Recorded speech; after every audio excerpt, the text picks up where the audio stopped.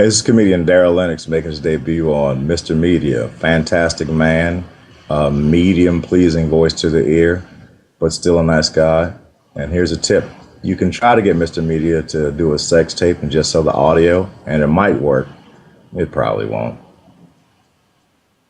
Thanks for watching Mr. Media.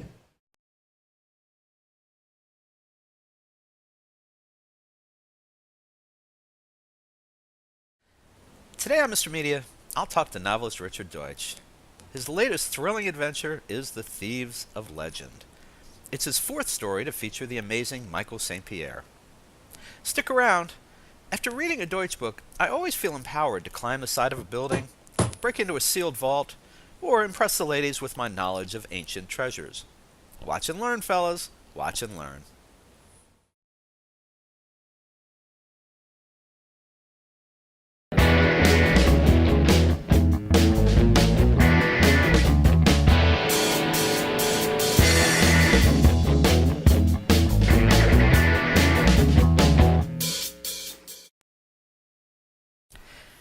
Today's episode of Mr. Media Interviews is brought to you by GoDaddy.com. You know GoDaddy.com from their wild and sexy commercials, but isn't it time you actually test drove their web hosting and domain registration services yourself? For a limited time, Mr. Media listeners can save 10% on the already low price of web hosting services at GoDaddy.com by entering the promo code POD4 at checkout. Again, that's 10% off web hosting when you go to GoDaddy.com and enter the promo code POD4, that's P-O-D, the number 4, at checkout.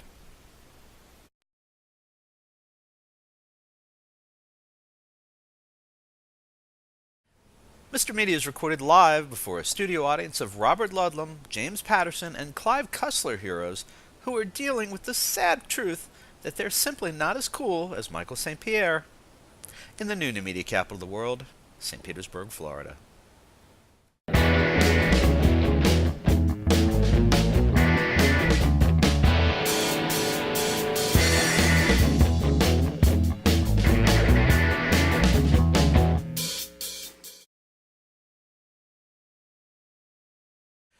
Every time a new Richard Doetsch novel appears on my desk, I put aside everything else I'm reading and start on my favorite contemporary author's latest work. And it never takes long, because I consume his pages like they're an endless bag of my favorite Halloween treats. I've now read 5 of his 6 books. I got to point out, he's also written a vook, novella, and they always leave me wanting more. Which reminds me, where is that sequel to my favorite novel in years, The 13th Hour? Don't worry, I'll ask. Doetsch's 6th adventure-packed tale was just released. The Thieves of Legend reunites Michael St. Pierre and his supporting cast for their wildest globe-spanning challenge yet. It's the 4th of the Thieves series. I recommend, if you're new to Doetsch's Thieves, that you just order all 4 right now, because if you start with the latest, you're just going to feel compelled to read the rest anyway. Now, this is Doetsch's 4th appearance on Mr. Media and his 2nd on video. And you can catch up on any you missed at mrmedia.com, mrmedia.com. Richard Doetsch, welcome back to Mr. Media. Bob, hey, thanks so much for having me back. This is great. This is like a regular thing. I think it's old home week. I was telling you that I think you may be the only one who's been on 4 times. We came close with the amazing Kreskin last week, but for some reason his interview didn't record properly, so he's still stuck at 3.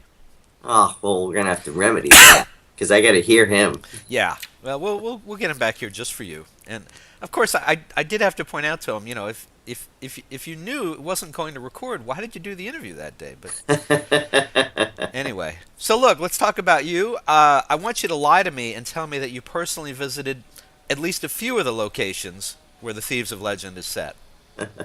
You know what? I actually did. So, you know, it runs around in Spain and a lot in China. And China is an amazing world, and I dare any writer to go there and not come back inspired. So you've been to Macau? Did Macau, Wow, and did the Forbidden City. Excellent. And are you telling me the truth now, or are you just lying because I asked you to? I write. I'm a writer. I have to sort between the fiction and the nonfiction. But no, I really did. I did. Well, I had to ask you that, and anyone who's listened to these previous interviews, we talked, I think it was the last time, about the book that was set. It opens in Turkey at the Four Right. Seasons, Never went there. and I was just blown away that you had not been there. That just No. shocked me, and I thought you just seemed to be too comfortable with China and Macau to have not been there this time. But I'm at that point where I believe whatever you tell me, I'm going to believe it. Um, Now, one of the primary locations is the Venetian Resort. I'm sorry, and the casino in Macau. But I got to ask you, did they know that you were writing about them? I mean, that's a real place. That is a real place, and I was able to actually get a hold of a number of people who had some pretty good inside information. But it is a little bit of a travelogue for the Venetian on certain parts of it. Right. But as you may know, what lays beneath the Venetian is there, but I don't think they want that in extreme detail. But I haven't gotten a call yet, so. So there's a bit of imagination used there, or there's a bit There's some imagination combined with some reality. Interesting. Yeah, I'm going to apologize to everybody now. I'm working on a solid head cold here, and I'm going to be sucking lozenges throughout the interview and coughing. And Richard knows, but those of you who are just tuning in, well, live with it. That's a soundtrack. Yes, Hall's honey lemon. For if it does me any good to point out Excellent. Enjoy it. So you do treat it like a travelogue, but at the same time, there are parts of it, the descriptions of the Venetian, where it makes me think, I don't know really that I want to go there. They're monitoring everything I do. They're ready to maybe erase my visit thoroughly. So I don't know. Yeah, I'm kind of curious. So you have not heard from them? No, I haven't. You know what's interesting? Everyone loves to say, what happens in Vegas stays in Vegas. But if they step back a moment, what happens in Vegas is recorded in Vegas. The moment you step through a casino, there are a million cameras. There's cameras on you at the tables. There's cameras on you at the lobby. There's cameras on you at any and every exit. They're in the elevators. They're everywhere. And much is the case as is the Venetian, and it being a modern casino, it has a lot of facial recognition, all of that. Much of that also is present in Vegas.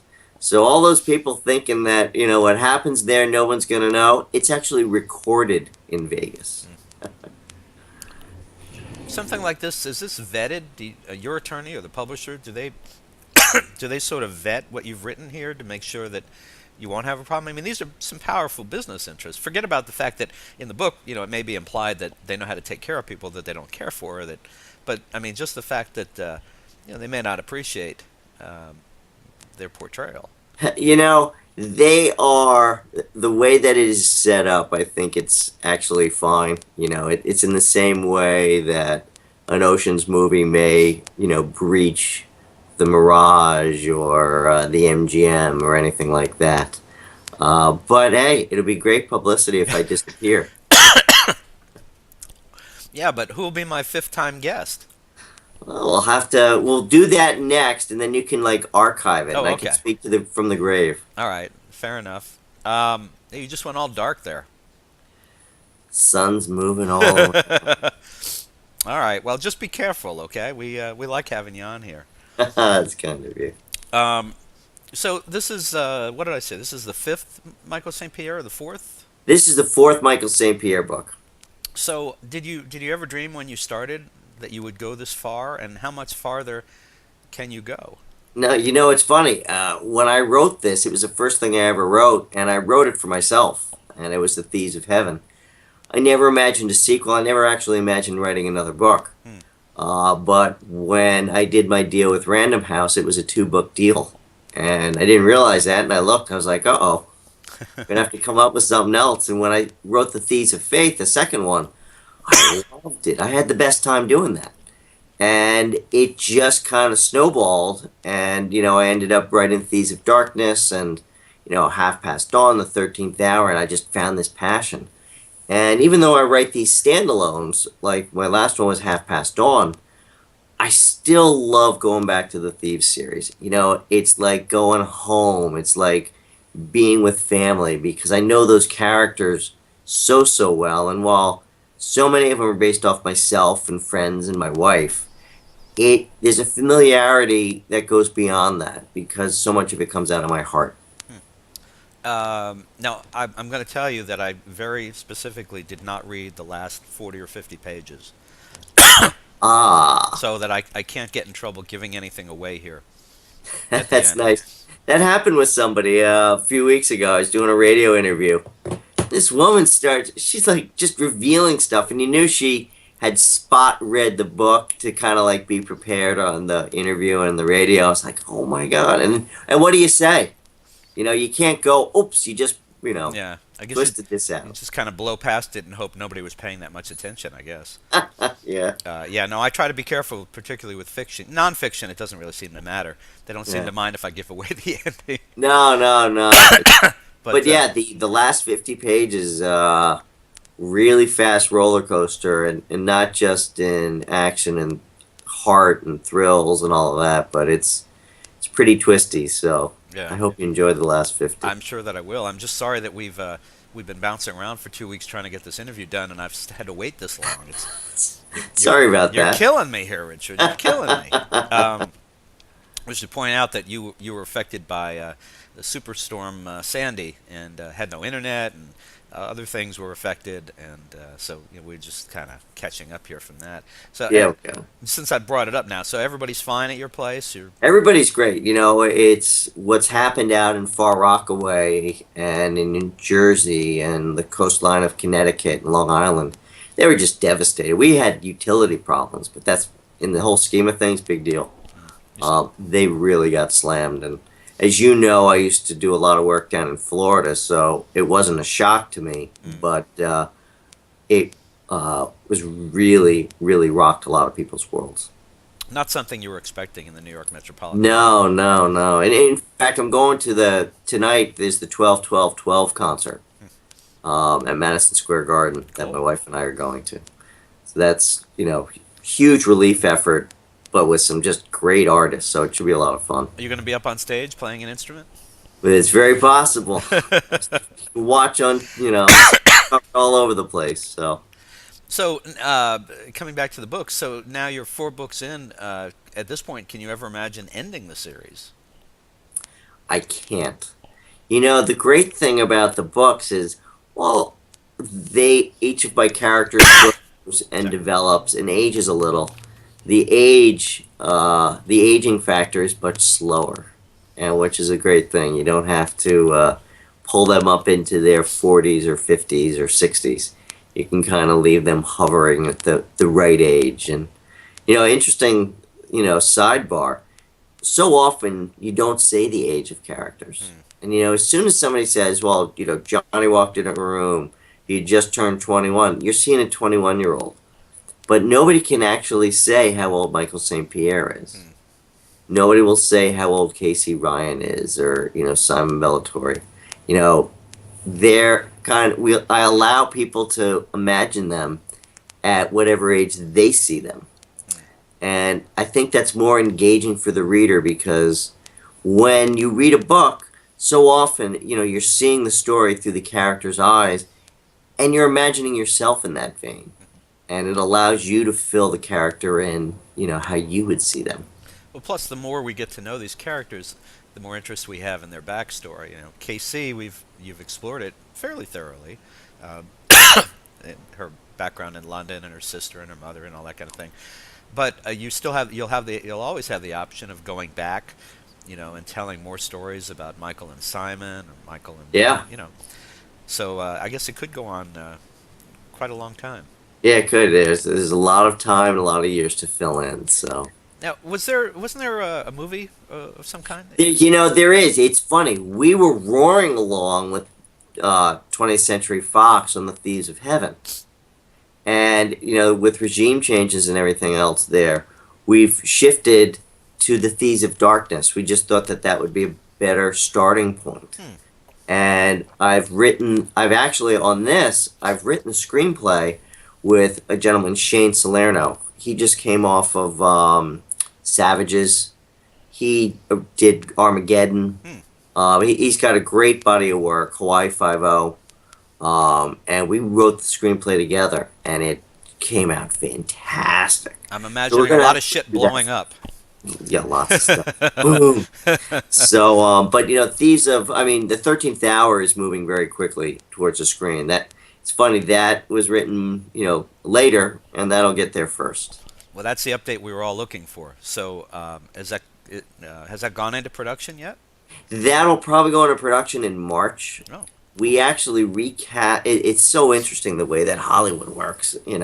We had an actor that was all lined up, and a money earning actor, but then they turned around and they said his last 6 films had not performed at the level that they wanted. sorry, Brad. Oops. And so they're like, we're going to make a switch. And they switched to somebody who, in the whole scheme of things, gets paid a little bit less money, but has a much bigger growing fan base. And guys are very happy with it. My wife and daughters are very happy with it. So I think it's a good match, for Nick Quinn from the 13th Hour. Sorry. And so that'll bounce out very shortly with announcements and, both the male and female character. So you still can't tell us who's playing. No, well, it's so fun. They almost collapsed that whole movie. The whole thing almost got shut because they were marrying it around this, leading A actor. Uh-huh.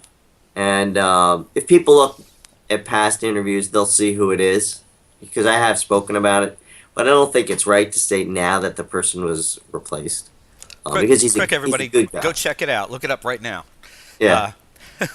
All right. So it's but it's interesting. It's a long process. I enjoy it, but I come at it from I've already told my story.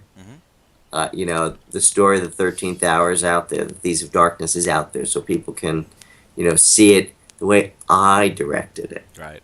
And hopefully, we're going to stick pretty close to the story when the movie comes out. But, again, everybody has this image of a character in their mind. And as a writer, we give certain descriptions, but, you don't necessarily say their complexion, and you don't say always their weight or their style of their nose. So people shape a character in their own mind, and so we're inevitably set up not to see the character the same way, when we see it in a movie theater. And you have yesterday the trailer for The Man of Steel came out.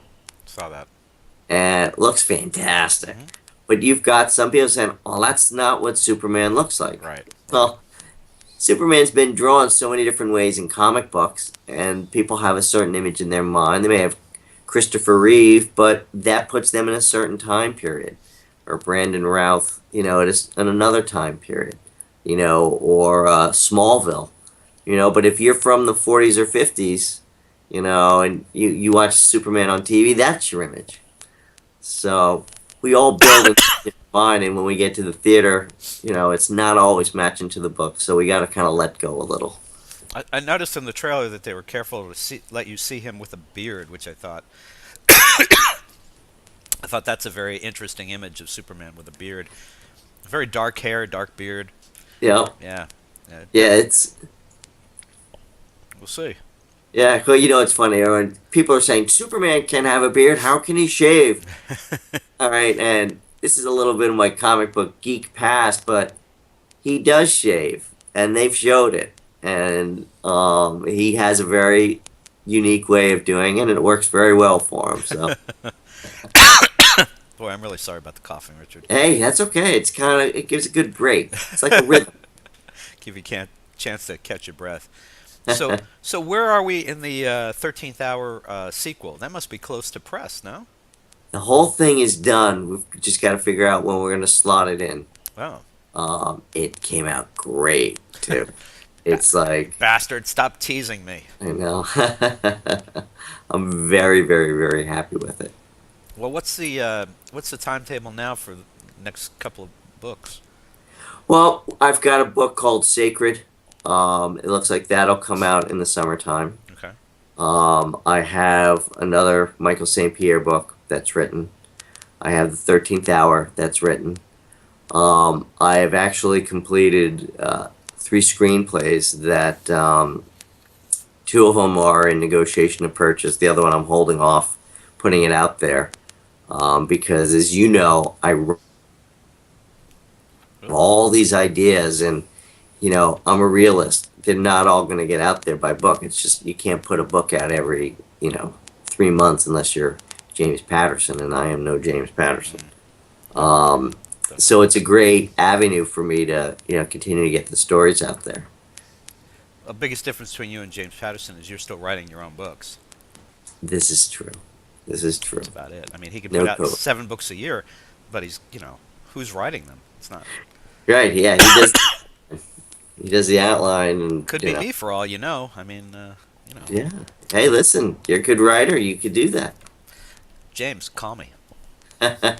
Um, so, okay, so we've talked about a little about Thieves. We've talked about the movie for Thieves. We talked about 13th Hour. By the way, what's the title of the sequel for 13th Hour? I haven't titled it yet. Okay, And I couldn't remember. it's I've got about 4 or 5 different ideas. I'm not sure which one works. The 13th Hour was a plug title that I wrote down because there was a million the 11th hour, and I just thought the 13th hour was just slightly unique. And it's like Half Past Dawn that came out last year. Hmm. I hadn't titled it. I wrote the whole thing. And when you save a Word doc, it usually picks up the first line. Right. And the first line was Half Past Dawn, the world just coming to life. And it picked up Half Past Dawn. So when I sent it to my agent, she had sent it along. She's like, "Oh yeah, I like the title." I'm like, "What's the title?" She's like, "Half Past Dawn." I'm like, "Oh no, that's the first sentence," and that just stuck. So you That'll, never know where a title comes from. that'll happen. And is there any chance that we'll see any of the characters from Half Past Dawn recur? Do I've created this world called Byram Hills. It's a Right. town, and it's really based on Armonk, where I live. And all of my books, their characters live in Byram Hills. I noticed that. Characters from the Thieves series. Um, Paul Bush, who's figures prominently in all of Thieves' book. He's one of Michael's closest friends. His former parole officer. He is actually in Half Past Dawn. Hmm. His restaurant is in Half Past Dawn. In 13th Hour, there's mention of Michael St. Pierre. There's a scene that's in a bar called Valhalla, which is owned by Paul Bush. So there are these little incestuous connections that happen throughout. So, you never know where a character will pop up. But it's funny because I know the people that read all of my books, and because I always get a lot of emails saying, "Oh, that was neat that, Paul showed up in, Half Past Dawn and, scuba diving gear." And so, So we could be looking at a possibility that Michael St. Pierre and Nick Quinn and Jack Keeler all wind up in the same place at some point. they could. They could. I loved how Stephen King had, was it Castle Rock? Not sure. Yeah, he had this town. He had like 3 towns that all of his stories take place in. Which, if that was reality, and you had that stuff going on from a Stephen King book, all those different stories in one area, Yeah. I'd just lock it down. Yeah. Well, I mean, it's funny you say that. We watch a show on Sci-Fi called Haven, and Uh-huh. and it's based on Stephen King's The Colorado Yeah. Kid. Although apparently it's very different from the story, which I don't want to read because I don't want to be confused. But it seemed to us that if there was a town where all this stuff was happening constantly, yeah, the government would lock it down, put a dome over it, not let anybody in or out. Right. And yet, most recently we find out that these weird things are happening in Denver too. So, yeah, you do sort of wonder. Apparently, Yeah. word doesn't get out very easily from these small Maine towns. Yeah, that's so true. Um, do you, change gears a little bit. What have you learned about craft as you've now written so many more books? And not so much. I mean, you're obviously from the beginning have been fairly quick at writing, but what in terms of craft have you learned, and also in terms of making sure you don't repeat yourself, which I would think could be a little dangerous. That is dangerous. From a craft point of view, as I've said before, I think a writer is a storyteller. And I think there's actually a difference between somebody who just writes and somebody who tells stories. I try to write a short story every day because it sharpens the sword. It allows us to free our mind and think differently. And you can just write anything. And so when you do go back to write a book or a screenplay, you've got this huge, body of work that you could pull from. But from an actual day-to-day point of view, I've really learned brevity, getting to the point. I've always, tried to improve my pacing. I have very good pacing in that I know how I'm a musician. There's a rhythm that I think you need to a story. But you go and you write a screenplay, you have to tell. You're so confined. Talk about throwing a bubble or something. You have basically 120 pages to do it, and you've got you need to convey a lot in maybe one sentence. Mm-hmm. So that carries over when I'll write a book, in that I can convey things quicker. I can get to the point quicker, but still get that rhythm. And, I think it goes to an evolving style. We all have a style. And I think that, I've learned not to read too much of other people, because that can really infect your style. Never read someone else's book when you're writing a book, because you start to question yourself. And, obviously, writing every day, and that 90% of the stuff we write stinks. It's not the writing, it's the rewriting. Right. You can just throw something on paper, and then when you go back to rewrite it, you can hone it. Take 4 pages, turn them into one really good page. So, nothing that hasn't been said before, no epiphany moments beyond the tell a story every day. But it's, it's an adventure. It's like an athlete. You constantly have to be pushing yourself, and we have a thing called muscle confusion when we work out, that you can't do a bench press every day. You got to do push-ups, or you got to do flies or cable crossovers, different things to work the muscle differently. And I think as a writer, we have to do that with our mind. We've got to come at it from different angles. If you write a thriller, write a romance scene. See how that comes out. Throw a little comedy in it. Just try different things. And life is short. We don't want to get to the end of our writing career and say, "Oh my God, I could have done this." Now, let me wrap up by asking you a little different. Well, okay, wait. One question first, following that up. Are you in the room where you do most of your writing? I am. I am in the chair that I do most of my writing. Ooh. So, is there anything around you, anything at your desk that you want to share with us and tell us that's important to us? My desk is covered. Hold on. Okay. Let's see.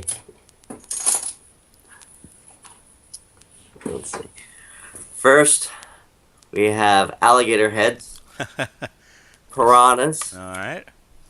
We've got maybe a little bit higher. There you go. Ooh. There you go. We got like a little ivory skull that was from Africa. We have loads of I don't know if you can see different books, all framed. I've got a lot of these. I think I had those in a dream last night. Quite disgusting. From China, we've got homemade Indian artifacts. Wow. And we've got, let's see, a crystal skull. And we've got Ralph Lauren's nephew did this painting of Batman. And wow. When I tell you, there is more. Is that David? No. Yeah. Is it really? Yep. David, I've had David on Mr. Media before. It was a radio show when we were just doing a weekly newspaper column. He was doing a magazine back then called something with an S. I can't remember what it was. Swing. Yeah. Really? Yeah. That's what it is. Yeah. Okay. My wife worked for Ralph years ago and opened up stores, I've got scorpions and pyramids, all the stuff that feeds the writing, Very cool. and Coke bottles and music. So Excellent. Well, I'm so glad I asked. That was cool. Thank it you. was a good question. Yeah. Well, Yeah, interesting. If somebody goes to my website, I have a picture of my desk okay.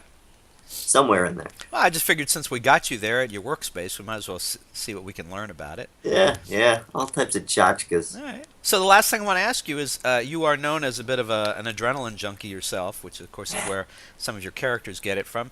Have you done any extreme things in the last year or so that we should? Oh my God, it's more like what I do each week. I, Oh I God. did a lot of skydiving this year. I'm very into that. And which always feeds the writing because everyone thinks that you have no fear. I have tons of fear, but it's facing your fear, and you get in a plane and you open up that door at 13,000 feet, and you still get that feeling like, what the heck am I doing? I can make my palms sweat thinking about it. Then you dive out, and you're flying, and you get this rush, finally when you land that you survived, and it's amazing. I did a lot of adventure races. Did those Tough Mudder, which is a great race, and it's the profits go to the Wounded Warrior Project. But it's like a 13-mile race of just obstacles through mud and barbed wire and fire and ice and a lot of triathlons, climbing stuff. You one crazy mutter. So, Excuse me. Well, folks, listen. You can find Richard Doetsch's latest novel, The Thieves of Legend, in great bookstores everywhere, or you can order it right now at a great price at MrMedia.com. If you're watching the video, just look below the video screen. There's an image of the book right down there. That's right. Yep, it's down there somewhere. Yeah, and you can just click on it. It's instant. It'll take you to the book. And like I said, if you have not read any of Richard's stuff, go ahead and order all the Thieves books now. Probably get a better price on shipping because you're going to want to read them anyway. Okay, you're not going to read one and go, oh, I don't want to read this guy again. It's like candy. I mean, and I say that in a good way. You're going to want to read them all, so go ahead and just order them all now. Website is still richarddoetsch.com, right? right, and you can also go to thethieves.org. Sometimes people can't figure out how to spell Deutsch. But Really? if you Google it, there's a million hits, even if you spell it wrong. But thethieves.org is just as easy. All right, and Facebook, Twitter as well. All over Facebook, Twitter. Yep, you'll absolutely find it. On Twitter, I put about 10, 20 tweets a day. I hate that word. I know. But they're bon mots. They are little insights and philosophies and a lot of questions. Nothing about what toast I had this morning or anything like that. But What toast did you have this morning, Richard? I don't eat toast. Oh, well. Then you won't be sharing that with us anytime. But they're interesting because I get a lot of reaction. I probably have 15,000 followers on Twitter that I interact with. I've turned it into something a little different than most people's Twitter sites. Very cool. Well, Richard, always a pleasure to have you here. The fourth time. Well, the pleasure is all mine. I so appreciate it. Thank you very much, and continued good luck. And let's get to that. Let's get that 13th hour sequel out. Stat. We will. You know what? I'll send you an arc of it. Ooh. I'll be sure you get it. Excellent. Thank you very much, and thanks for being on Mr. Media. Hey, thanks so much. I appreciate you promoting the Thieves of Legend for me. My pleasure. Enjoy your week and feel better. Thank you, Richard. All right. Thanks, Bob. Bye-bye.